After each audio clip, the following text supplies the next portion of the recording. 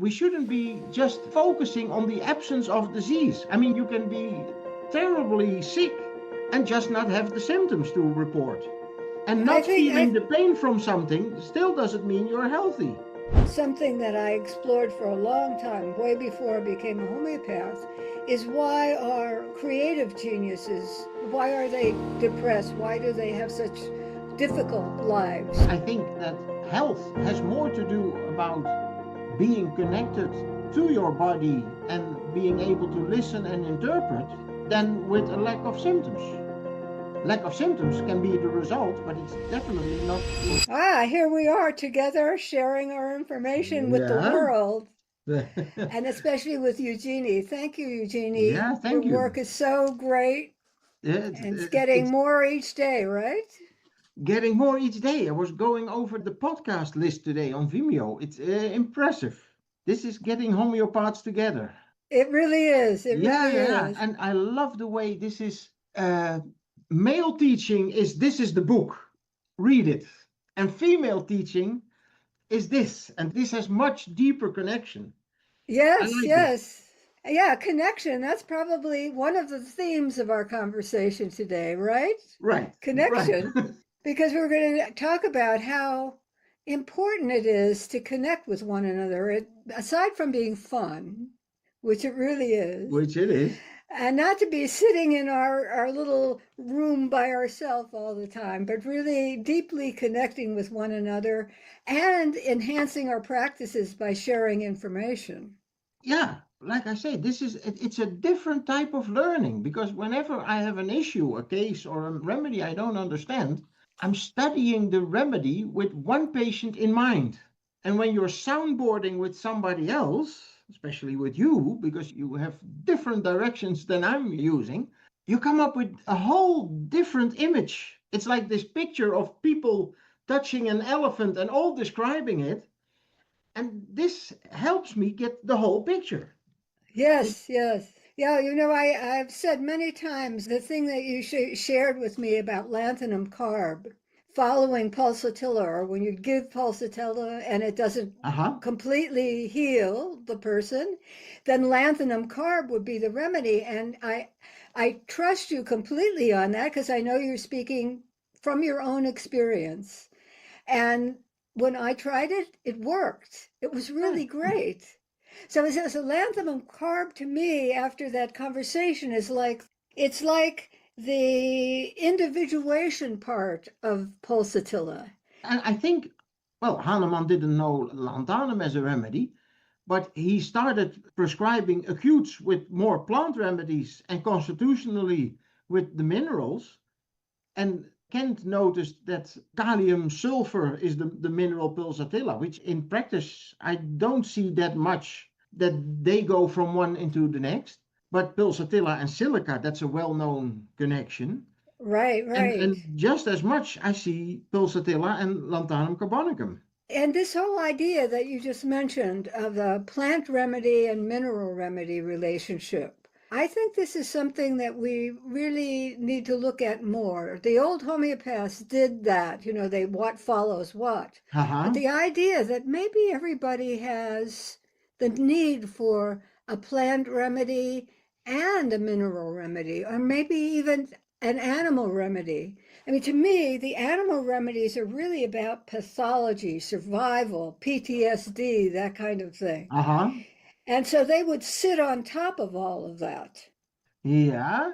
Well, I have different perspectives as well. Yes, But I think it's very interesting that this is a topic for this day and age. And I think we are just scratching the surface with the depth of healing that we can achieve. And Hahnemann started out mainly working with contagious disease, pandemics, etc. And for that, you need the plants.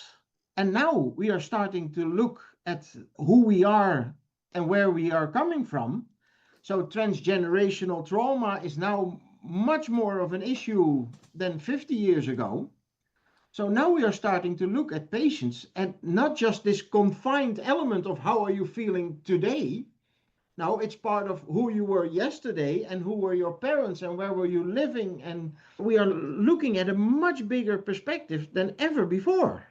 Yeah, it's true. It's true. And one of the values of discussing with clients in real time is that we're dealing with now. Yeah, Whereas when we look at the old books, I mean, in Hahnemann's day, people didn't even know there was something like as a psyche, you know? yeah, It was just not used. Now, previous to that era, previous to the age of reason, people saw things in a symbolic way that was more connected with the psyche, even though they didn't call it psychology. right. Yeah, because they had rituals and Yeah, they yeah, were yeah, yeah. so they dealt with it in a different way, and then that all got wiped out Yeah, by this, and now we're at a point where and we were talking earlier about the need for the feminine, the masculine view, starting with logos at the age of reason, wiped out the feminine symbolic area, and there was no real deep connection with the psyche. So now what's really needed is this union, right? Along uh-huh. with all of the other things you said, the connection, because the feminine is about the connection, The feminism is connecting. about the connection and it's about flow and growth as well. So just continuing in this path of logos is it eventually a dead end.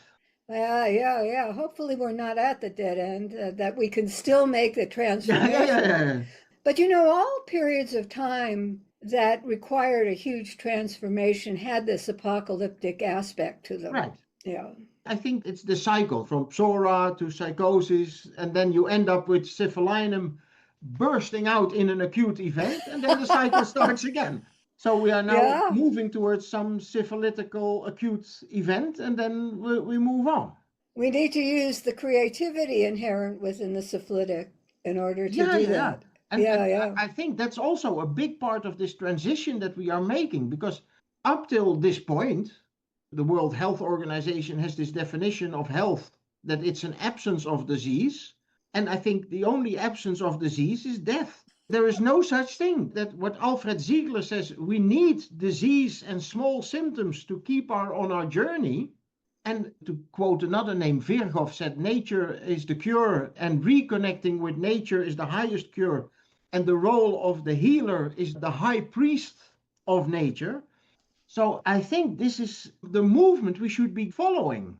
We shouldn't be just focusing on the absence of disease. I mean, you can be terribly sick and just not have the symptoms to report.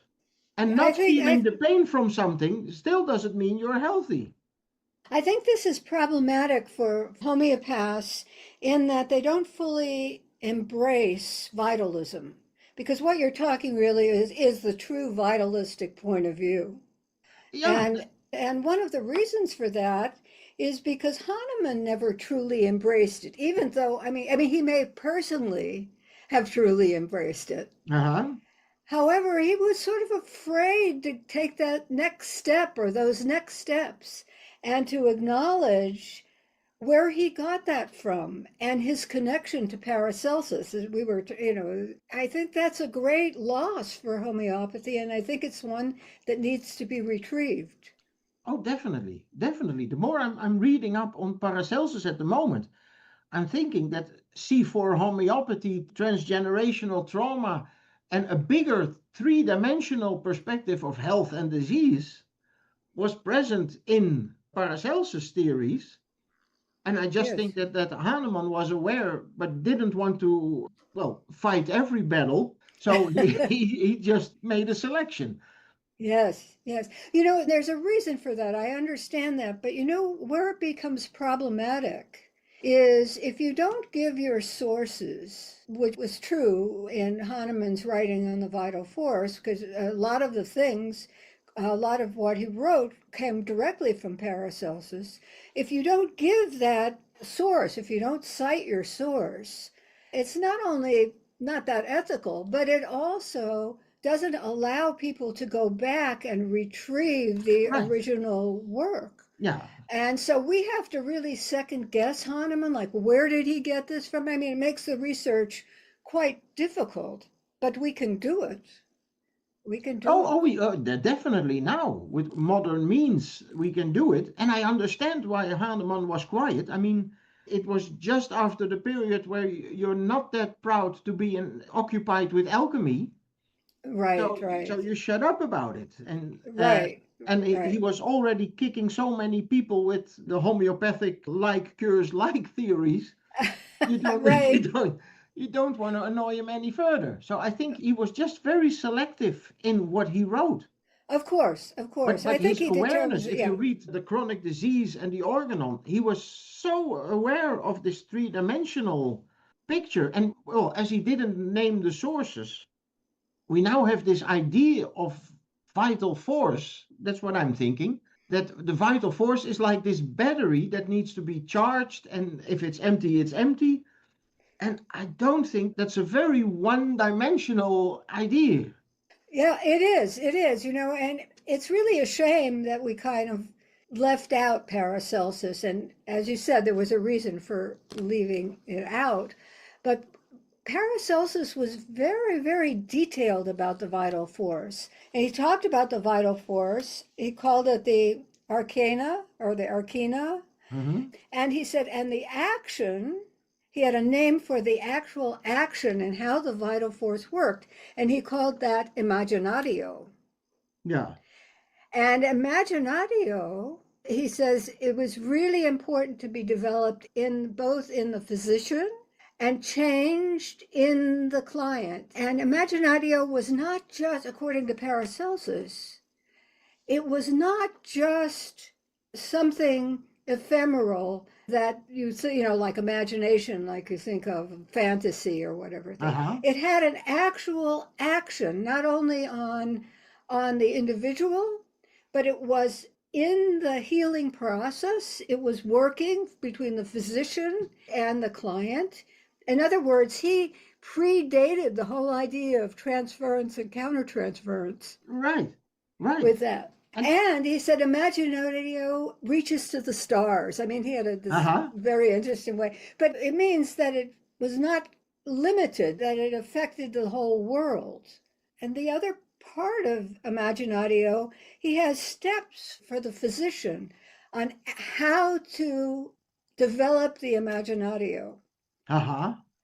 And it starts with the very first step, which really aligns with a lot of spiritual teachings, is ethical behavior. That was the Uh-huh. first step in it. Anyway, so all of that is left out, you see. Well, Of purposely. I mean, it's very difficult to have bloodletting and leeches and also have ethical. You can't have both. So this is left out.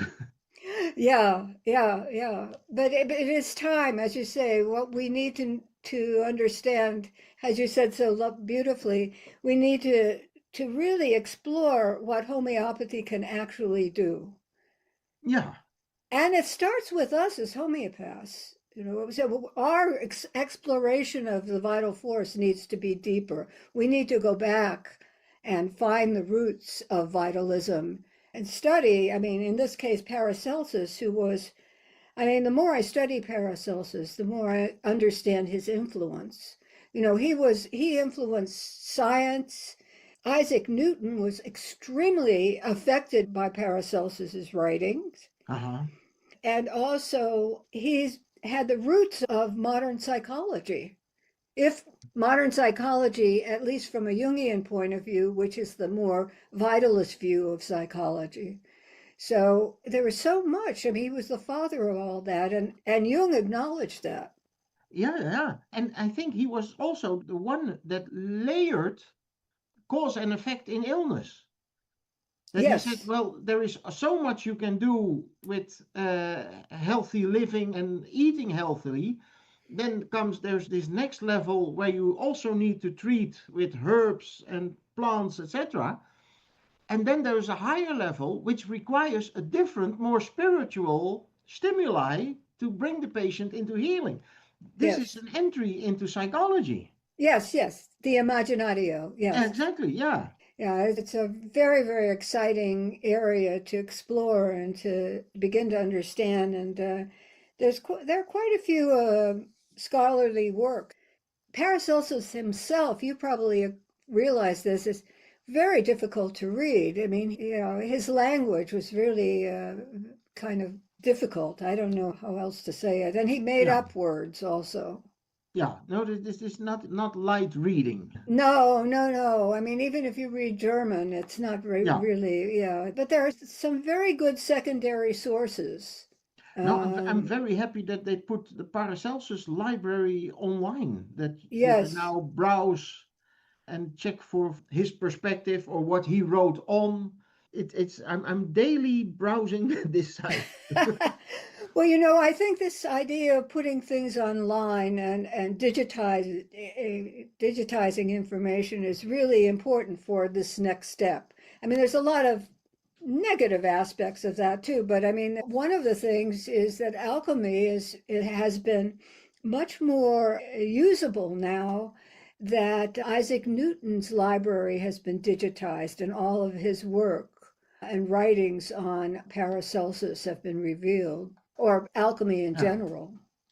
And yeah, so now, there's a lot more scholarly work on alchemy. yeah. No, so the next step is finding the bridges between Hahnemann, Newton, and Paracelsus. And yeah, and for me, and Jung. And Jung, and no, exactly, and Jung, because I think um, then you can retrace the steps and you can find out, okay, this is where it's going, and Yeah. take the next step. And if you just have one author, and I'm not knocking Hahnemann, but if you just have one author and you don't know where the theory is coming from or how it developed, it's very difficult to take the next step. Very well said, well said. And it's really important. This is the edge of my work right now, trying to integrate and synthesize this, but from a very as reliable and with as much rigor as possible. And in doing this, one of the things is that I've been using AI a lot. Of course, you have to be careful using AI also. Yeah. But it's certainly questions to like Chat GPT or what that's the one I'm using. You can get a lot of sources and you can also train it. That's what I've seen. My inquiries, I've trained them over the weeks and months that I've been doing this, and it knows scholarly references Uh-huh. Right. only, secondary, and it's quite interesting. It's quite interesting. There's a Oh, lot of it's very intelligence there. interesting. Yeah, yeah. I mean, this is the good fortune that we have now, is that we can cross-reference libraries. It would take months, decades to go through, and now with just one click, well, and you have to verify everything because Yeah, yeah. it's not 100% reliable, but it brings so much creativity. Did you ever have the experience? I found it very interesting. I was working on something comparing Hahnemann's view with Paracelsus's view, and AI made a mistake. And so I said, this is not right. This is what it is. It was very interesting. Immediately corrected it. Ah, And then from then on, it integrated that new knowledge into itself. oh wow. Oh, I was I really haven't. impressed. Yeah, yeah, yeah. No, that is impressive. I've come across some errors, and recently I asked ChatGPT who is Wiet van Helmont, and he came up with a very nice sentence: classical homeopath treating trauma with gemstones, etc., Yeah, yeah, etc. yeah. And then you see it mixes things up. And I was also running a cannabis coffee shop in the city of Helmond. So luckily, I see this mistake and I can laugh about it, but it's very easily when you're doing scholarly work to pick up something that's wrong. Yes, yes, yes. But try it sometime. You'll see it's quite interesting. I mean, it's there's no ego there, Yeah, yeah, yeah. so it can correct immediately. It's very interesting. Uh-huh. And of course, it adds to the authenticity of the information, especially about Yeah, homeopathy. yeah. No, this is how I'm currently playing a lot because you get very strange things if you just ask for very big topics and then say, oh, what's Paracelsus's view? Ah, And yeah, yeah. then there are these very nice AI written Facebook pages, etc. but it's not reliable information. Yeah, yeah, So you yeah. have to define your search. You can set it for scholarly, you know. Right. Yeah, yeah, yeah. And I always add, scholarly, reliable scholarly references only. Uh-huh. Yeah. Yeah. And then you get a lot of references that you can work off of or buy the book or whatever. Yeah. No, I use within the, and now I forget the library because I just click favorite, but the online library of Paracelsus books, and then I write only use this site, and then Ah, you get the same results. interesting. Can you send me that link eventually about that site? Yeah. Yeah, I'm not so sure I'll I put the have link it. in. Yeah. Yeah, you don't have to do that now, but that would be great to have. Yeah, see the value of communicating with one another. Yeah. Usually after one of our conversations, I have 1 or 2 pages left with notes that make me, oh, think about this, study this, read this. Yeah, or things that make sense. Oh, this is connected to this. Yeah, this is very interesting stuff. Yes, it really is. It really is. And, this is a big topic. It's like we're going back and we're retrieving what we should have had in terms of understanding the vital force and vitalism in general. Oh, definitely. Yeah. Yeah, I think this is very much needed because I think at the moment, a lot of doctors and psychologists are not understanding their patients. And if you start to look at the vital force as not a battery, but something like a river that's flowing from generation to generation, and that's a part of a bigger collective, then it makes sense that something that happened 2 or 3 generations ago is still present in the part of the river you are in now. Right, right. And I think the analogy of a river is good because we get stuck and say, well, it's affected the DNA. But even that subtle, wonderful innovation and understanding is still mechanistic. For me, it's an unsatisfying answer. It's like wiping it off the table. It's in the DNA. Leave it alone. You'll never change it. Yeah, yeah, Then you're not looking for purpose and meaning anymore. right.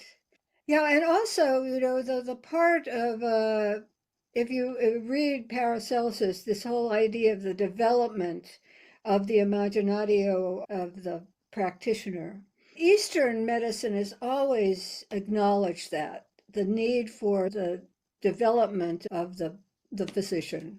And we sort of say, yes, that's true, but there are no guidelines. How do we get there? Right. How do we do that?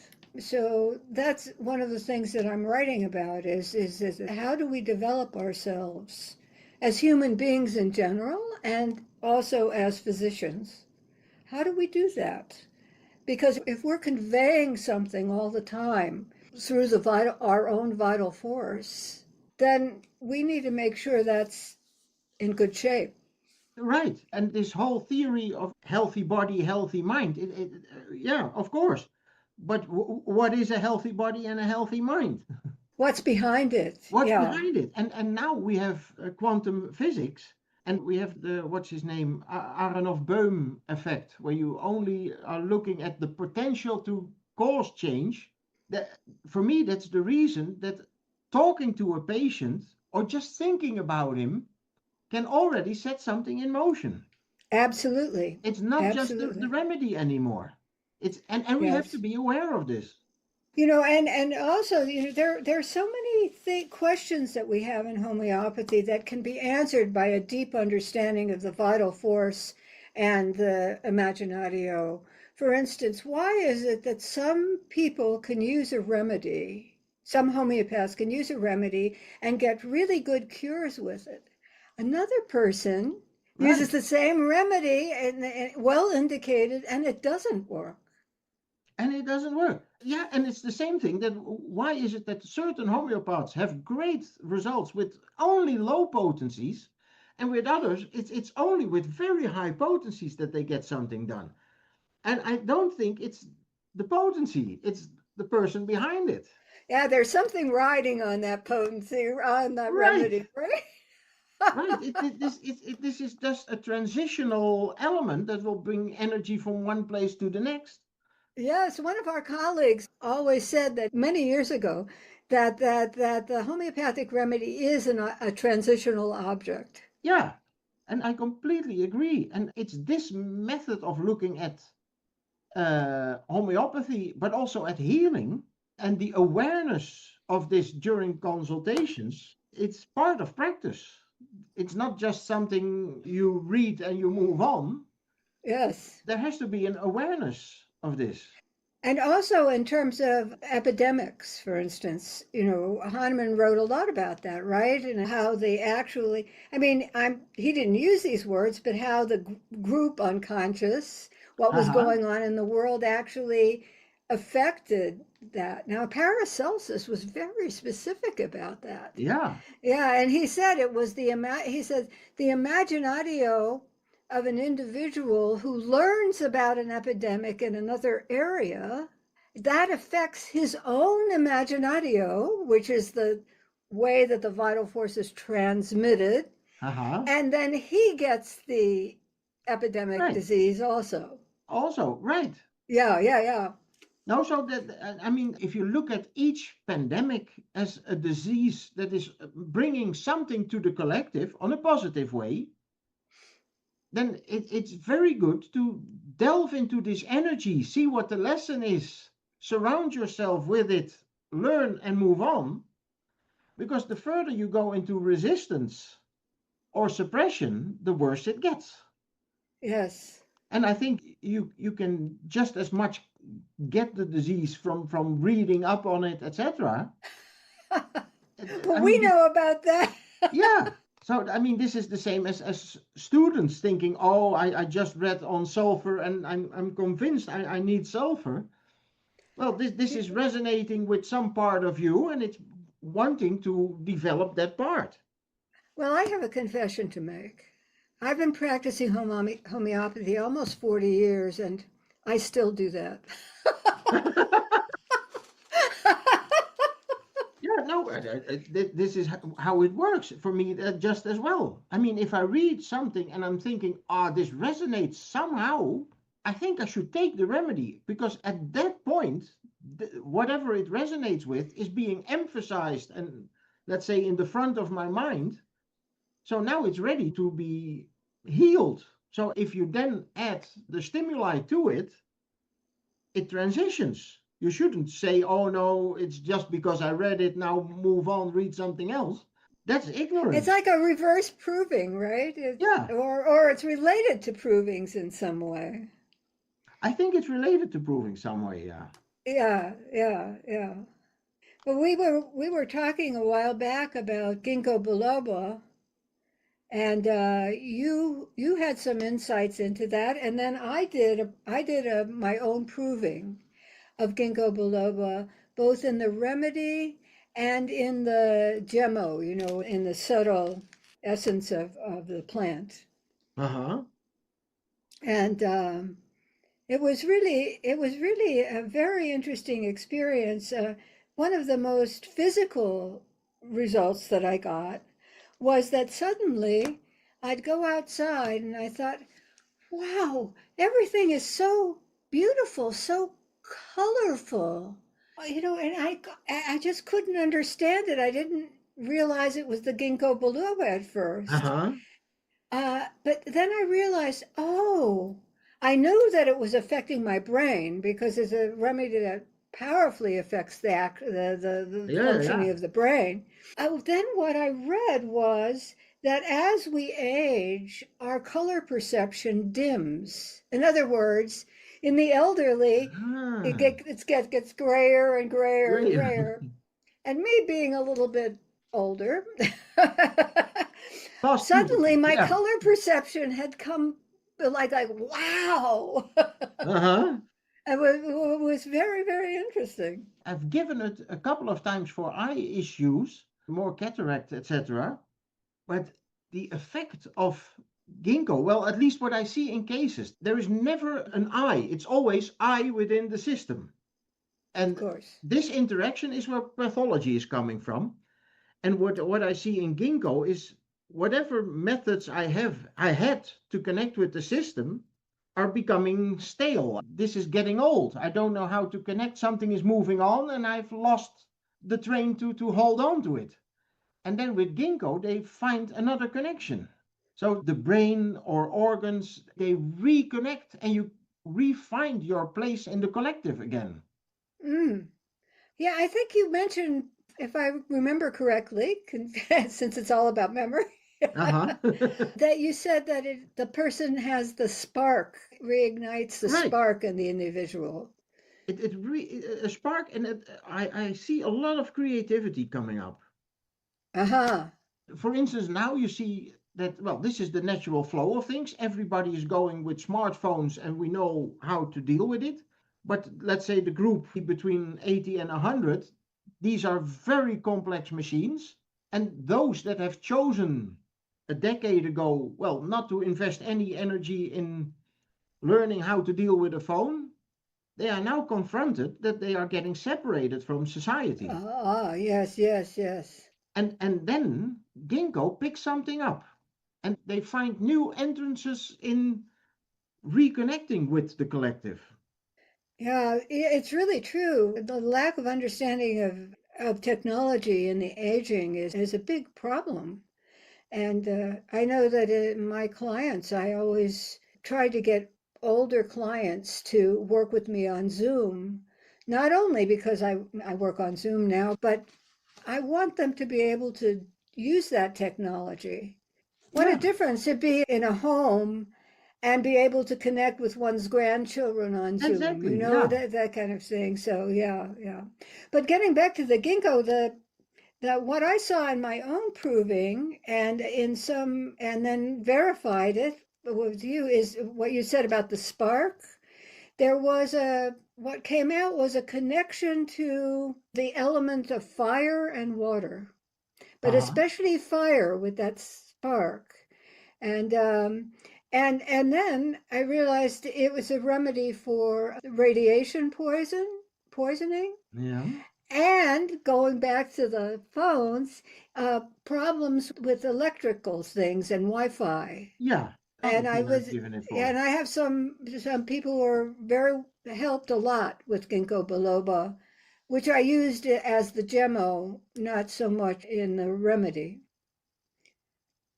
So, I've used it in mainly in low potency because that aha. gives me the opportunity to repeat it a lot. So C4, C7, C12, and then I give it daily, and then something changes. That's a little bit like using the gemo, right? It's Yeah. yeah, yeah, yeah, yeah. So, but because usually there's another remedy, but for this outside influence, the sensitivity to outside influence, especially this radiation, whatever it is, whether it's Wi-Fi or actual radiation, it's useful to use, as you said, low potencies or the tincture or gemo.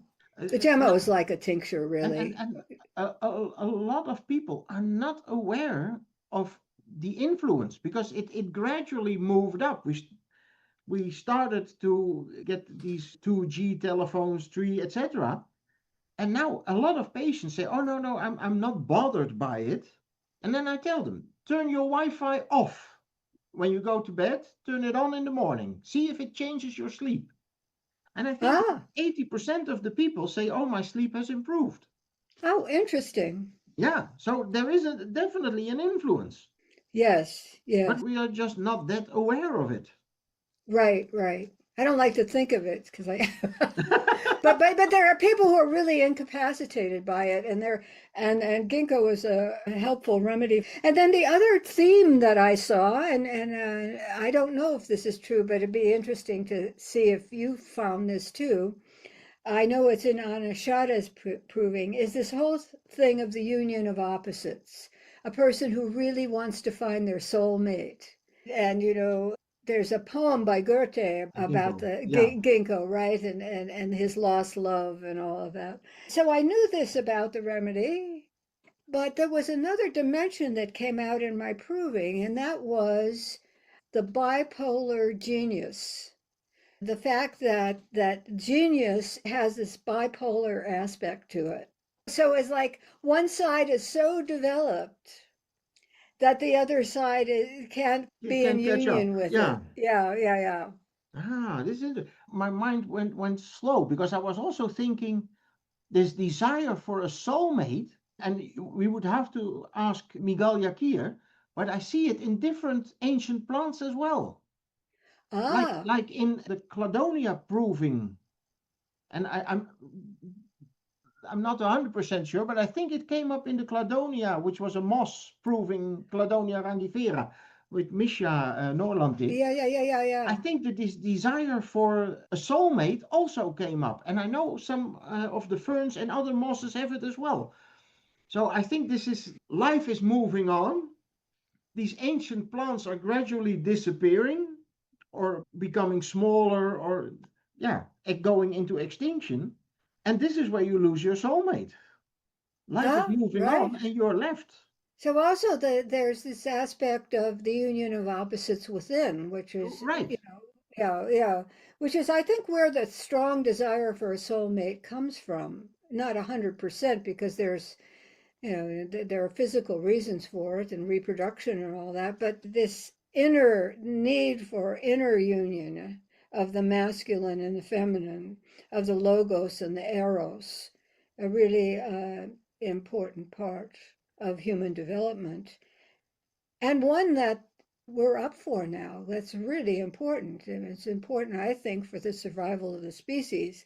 In the past, of course, having a soulmate would be important for the survival of the species to Yeah, yeah, yeah. continue your lineage. Now it's important for the survival of the planet.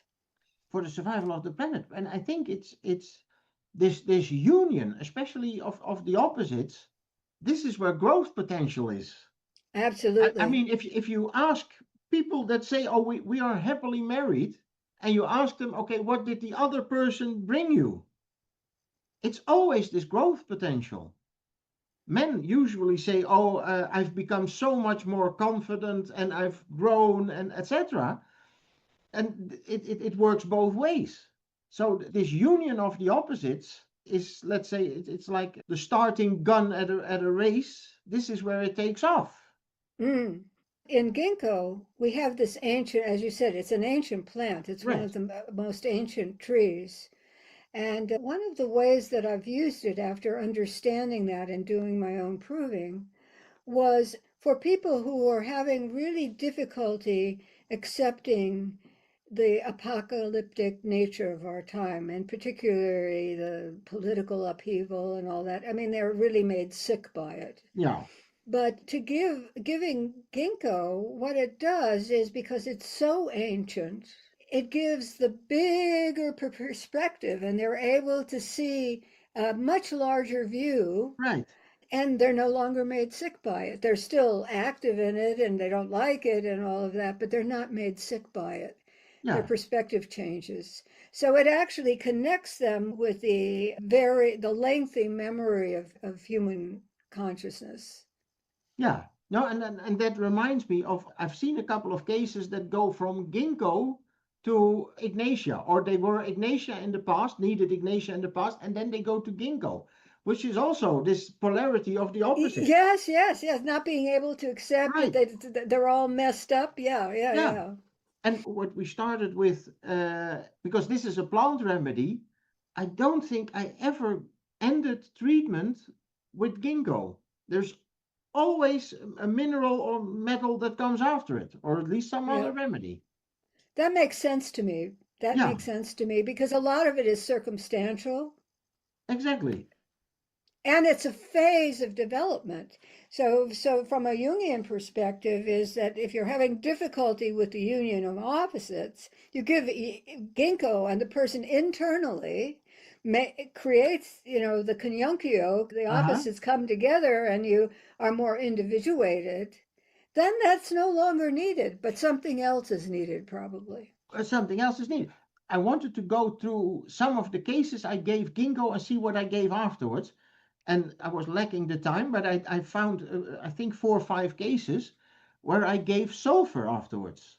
Ah, that's perfect. Yes, That's perfect, yes, because that's the alchemistic exclude everything that is not belonging to you and move on. yes. So this for me makes sense.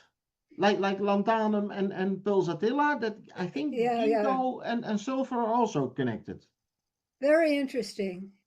Now, sulfur has always been a remedy that I've had a lot of trouble wrapping my mind around. It's so vast. It's enormous. It's enormous, and it's something I keep learning. That Kent was brilliant when saying, "Oh, when well chosen remedies fail to act, think of sulfur." In a lot of cases, it works, Huh. and I think it's the alchemistic principle that's behind it. Ah, yeah, yeah, with the mercury Yeah, and salt and sulfur. right. Yes, yes, yes. To make it pure and to extract anything that doesn't belong to you and your path. This is for me what sulfur is doing. And of course, it's the ultimate psoric remedy, right? Right. So this is from where you start to build up again. This is the foundation and then move on again. Uh-huh, uh-huh. I think I get stuck in the old, the ragged philosopher and Yeah, all of this. It doesn't just it doesn't seem to fit everyday practice. I see the type, but it's most definitely not exclusive. Right, I've seen the type too, but and give sulfur and it doesn't work. Right. Probably because there's something else that needs to be addressed, and maybe eventually the sulfur. That's the problem with some of these remedy pictures, is that, yeah, if you look at the types, you can see them clearly, but is that what's indicated? That's why No, exactly. I pathology is mean, so important. if Yeah, you look at the chaotic, uncombed hair philosopher type, if he's sober for the rest of his life, it doesn't make sense to me. He can be a very healthy sulfur, but need another remedy. I mean, the pathology is not being a philosopher type. exactly. And I think we get pinned down way too much on these constitutional aspects. And I think it's very claustrophobic to think you have one constitutional remedy, and then whatever happens, you always go back to that one. It's like Uh, you're constantly trying to enter the same dead end street. You should right. you should have a lot of constitutional remedies. Yeah, yeah. I know people always ask, or often ask me, right? Oh, is this my constitutional remedy? And I don't have a really, I try to have something of a pat answer to that, but well, that's a way of, if you technically you could say so, but constitutional really means something else. And Yeah, it's the structure of your body and all of that. yeah. Well, it's the constitutional remedy for today. That's That's a good, yeah. yeah. No, no, I'm thinking of this Einstein quote that the idiot is constantly doing the same thing and wishing for something else to happen. You can't be the constitutional remedy forever. That's definitely not healthy. Uh, There yeah. has to be some dynamic. And I think that what you often see is that people go through the periodic table As a development, right? as a development. Yeah, and I think this is more applicable when you're talking about people really evolving, not just curing one's disease or something like that, right? Yeah, If you look at if you redefine what is health, then then the scope and the number of what homeopathy can do and the number of remedies that are needed probably increase. yeah, probably.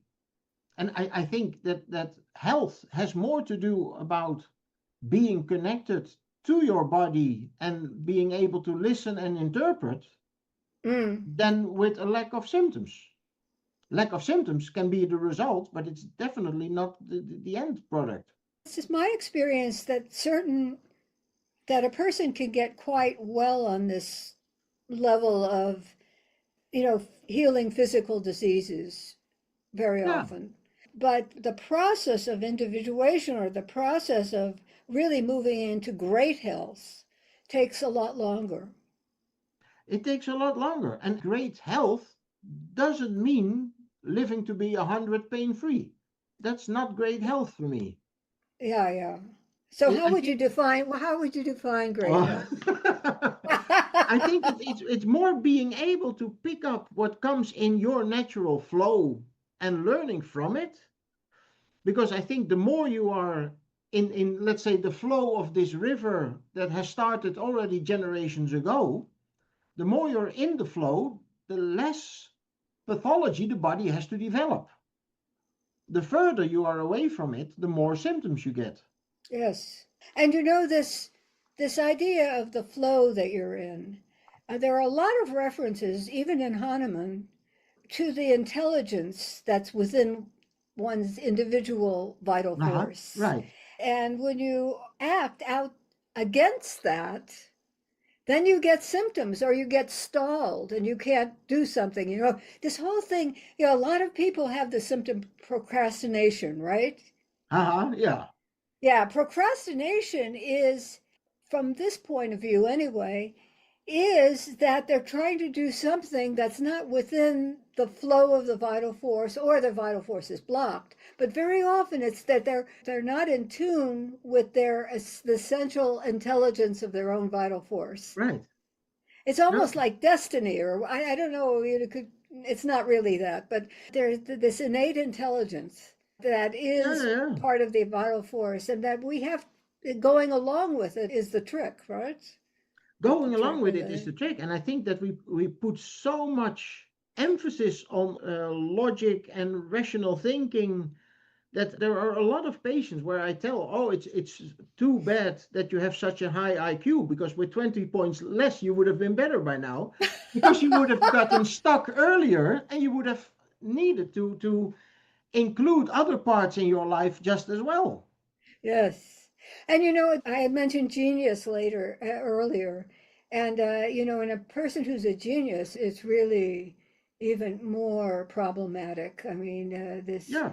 yeah, it's very, very hard to integrate the whole, and to live in society, and to create certain adaptations that are in line with their feelings, or their destiny, or whatever you want to call it, and the world around them. I mean, this is the problem that Hahnemann had, and it's also the problem that Paracelsus had. Paracelsus and Hahnemann have very similar personalities. Uh-huh. Yeah, yeah, yeah. They were both bombastic and hard, caused a lot of trouble everywhere they Litigious. Yeah, went. yeah, And yeah, yeah, yeah. but I think that part of that was genius, and the shadow, or the unfulfilled side of genius, is very huge and very difficult to integrate. Yeah. No, and I think that we have this rubric cannot support injustice. And I think this sense of injustice is what keeps a wound open for a long time. And I think they were both suffering from this sensation. So you get life becomes narrowed down in what it's about. Yeah, yeah, yeah. They were people who made huge contributions. They were what Jung called light bringers, right? As was Yeah. Jung himself. And that's a difficult journey in this lifetime, to be like that.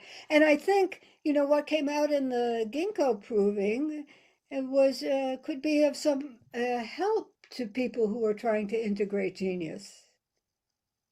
Yeah. I haven't given it, but now, yeah, Yeah, yeah, yeah, it makes a yeah. lot of sense. Right, because the polarization within the psyche of the individual is so strong. On one side, it's lopsided, right? The Yeah. whatever, And you see that. I mean, I always had a question that was something that I explored for a long time, way before I became a homeopath, is why are creative geniuses, why are they depressed? Why do they have such difficult lives, Uh-huh. especially painters or whatever?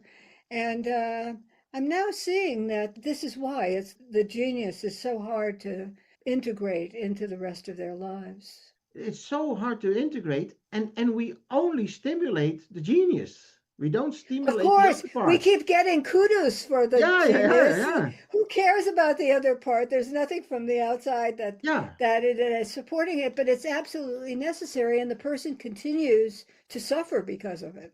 exactly. No, and I think that's where you see opposites attract.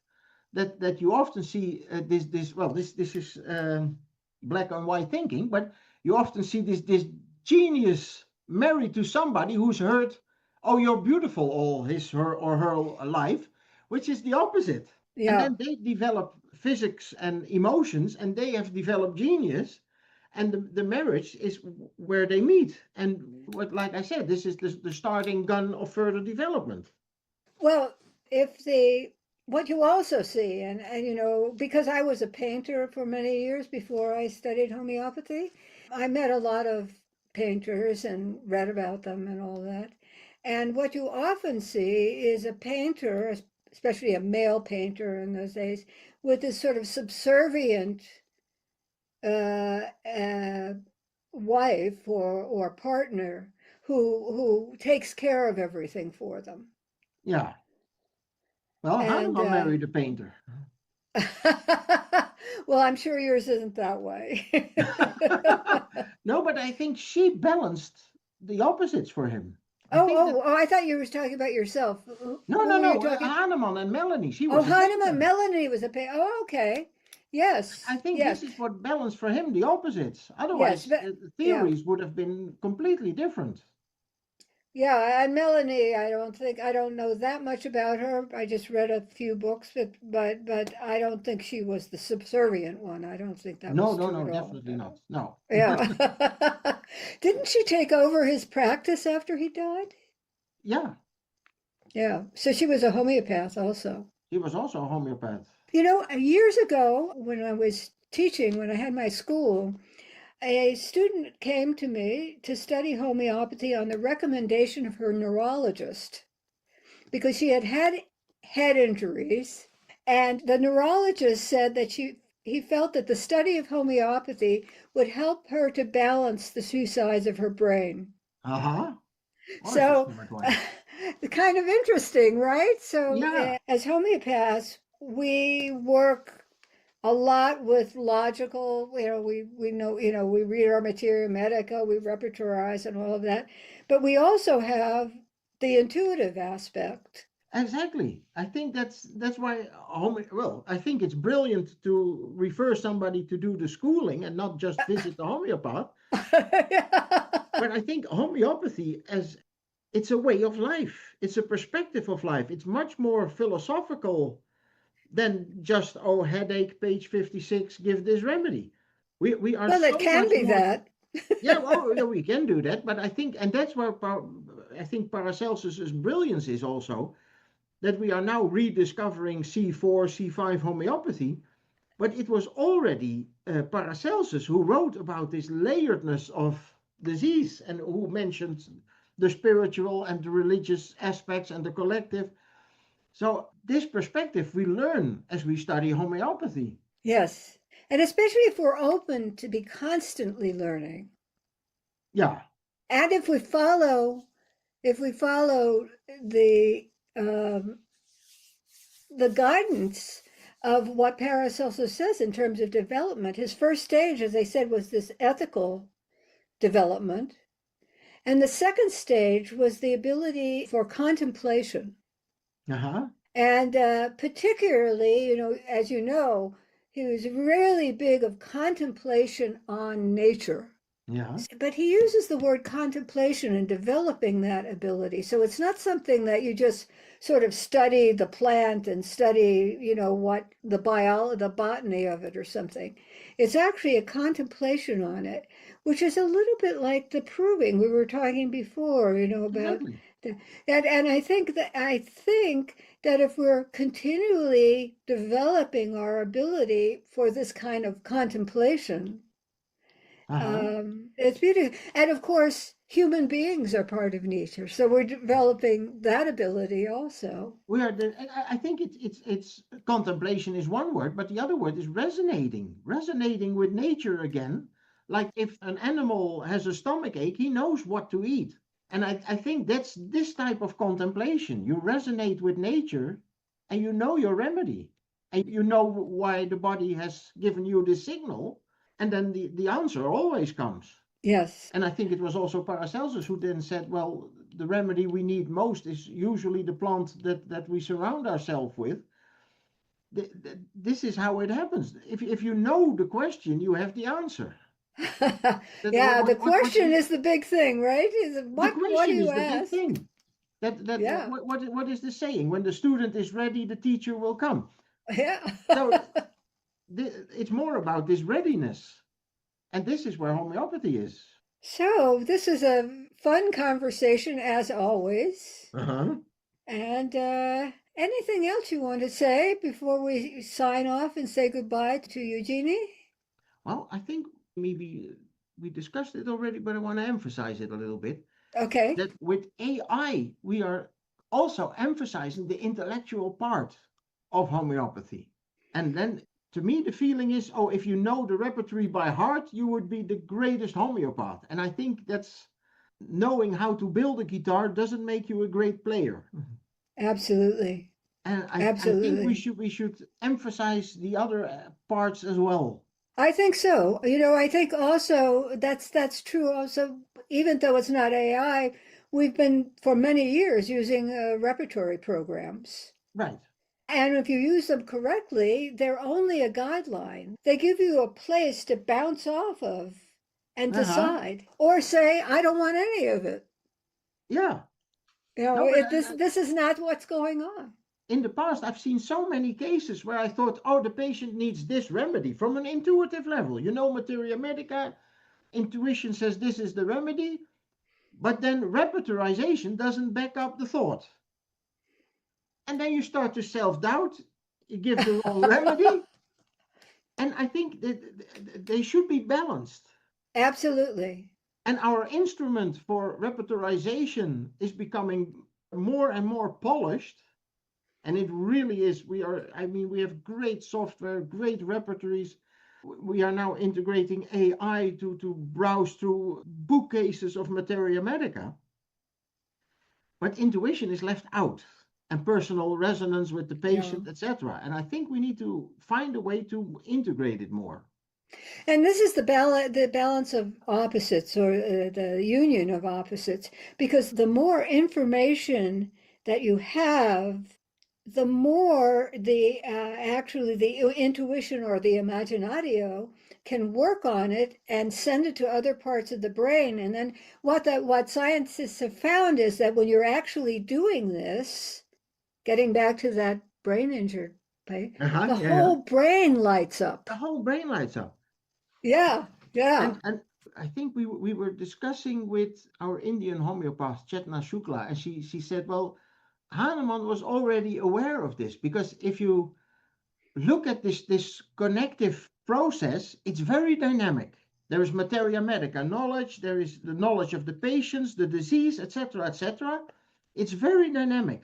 So it's like a pendulum moving in all kinds of directions. And then Hahnemann wrote in the organon that the method of healing should be with unbound sway. So it shouldn't move in just one direction and stay there. Yeah, And yeah, I think yeah. this is brilliance of Hahnemann.